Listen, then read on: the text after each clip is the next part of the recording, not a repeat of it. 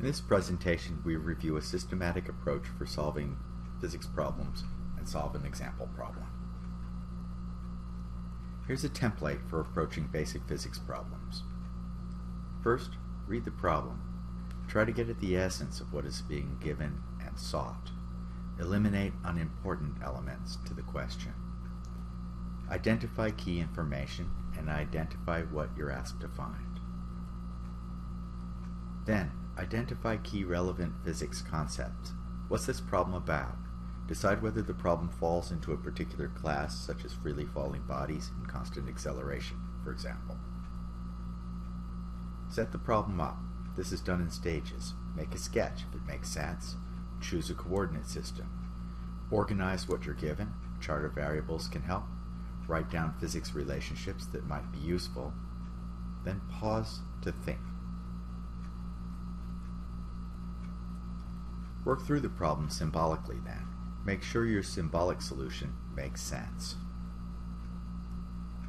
Finally, insert numbers and check your answer to see if it makes sense. Now we'll work through an example problem from the text.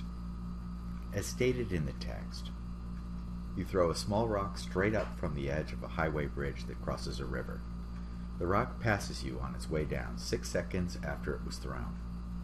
What's the speed of the rock just before it reaches the water 28 meters below the point where it left your hand?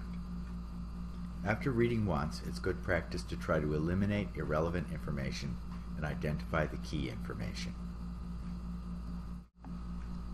Reading the problem. You throw a small rock straight up from the edge of a highway bridge that crosses a river. The rock passes you on its way down 6 seconds after it was thrown. What's the speed of the rock just before it reaches the water 28 meters below? I've highlighted key phrases here, but sometimes it helps just to summarize. The rock is thrown up at an unknown velocity. It falls back down and passes the release point 6 seconds later. What is its velocity, a distance of 28 meters below the release point? A conceptual summary then. This problem appears to be a kinematics problem. That can be surmised both from its statement and the fact that it's in Chapter 2. It's also in the section on freely falling bodies, which could be another tip. So let's set it up as a freely falling body constant acceleration problem. A sketch helps to conceptualize the problem. Here's the bridge and the water. We label various points with the variables we'll use to represent position, velocity, and time at those points. Here's a sketch of the rock going up, coming back down again. We choose a set of axes. In this case, I'll choose the y-axis to be pointing upwards, positive y-axis to be pointing upwards. Here's a scale off on the side here. I've set the initiation point, the point of release, as being at y equals 0. So I've actually chosen the axis scale here as well. Here are the important variables. The initial position, the initial velocity, the initial time was 0, will be taken to be 0. The final velocity and the final position, the height of the bridge. Another variable that might come in would be the maximum position to which the rock goes. And other relevant variables from the problem include the position of the crossing point, the velocity when the rock crosses back through the initial point, and the time at which it crosses back through the initial point. Now let's consider what information we're given and what we seek to find. The initial and final positions are given. The initial and final velocities are not given, nor is the final time. We are given some additional information on the time at which the rock crosses back past the starting point. The acceleration due to gravity is not explicitly given, but it's implied by the location of the bridge. So here's what we know. Positions, not velocities, not final time. Crossing point, position, crossing point time, and the acceleration due to gravity, which is implied by the problem. What are the relevant physics relationships? Well, this is a kinematics problem for constant acceleration, and so there are 3 key constant acceleration equations that will likely appear in your notes pages.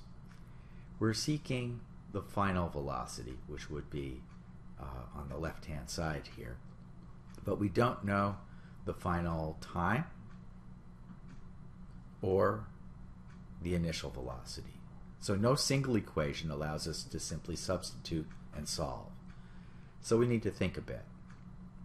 We could solve for VI using the crossing time information and equation 1 or 2. And then, given VI, we could plug it into equation 3 with knowledge of the acceleration and initial and final points and solve for the final velocity. Summarizing.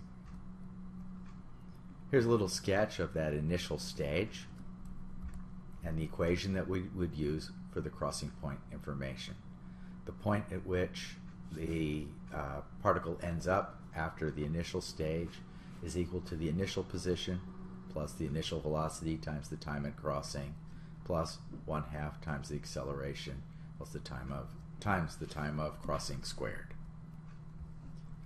So, in stages, we solve the first equation using the initial and crossing times to find the initial velocity. Then plug that result into the third equation to find the final velocity. Is this a reasonable result? We see that the initial velocity increases linearly as the crossing time increases. That's sensible. We see that the final velocity increases as the distance of the drop increases. That's sensible.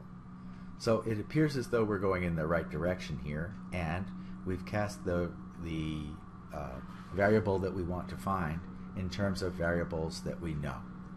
So we can proceed to put the numbers in. Be careful with the signs of the acceleration, velocity, and position. As a quick check, let's find the initial speed. Simply plug the numbers in. We come up with 29.4 meters per second. This would be upward. Notice that we've got negative acceleration because it points downwards and a minus sign in front of the equation of the relationship here. So 29.4 meters per second upwards. Is that reasonable? Well, it's fast, but it's not unphysical. In order for a rock to take 6 seconds to go up and return to 0, it had to be traveling pretty fast going upwards. It's going to go pretty far. So maybe 20 to 30 meters per second is reasonable, and we found 29.4 meters per second.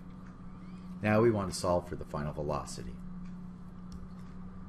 Simply plugging the numbers from what we were given in and taking care with the signs of the variables, we end up with final velocity squared is 1,413 meters per second, meters squared per second squared, and the magnitude of the final velocity therefore is 37.6 meters per second.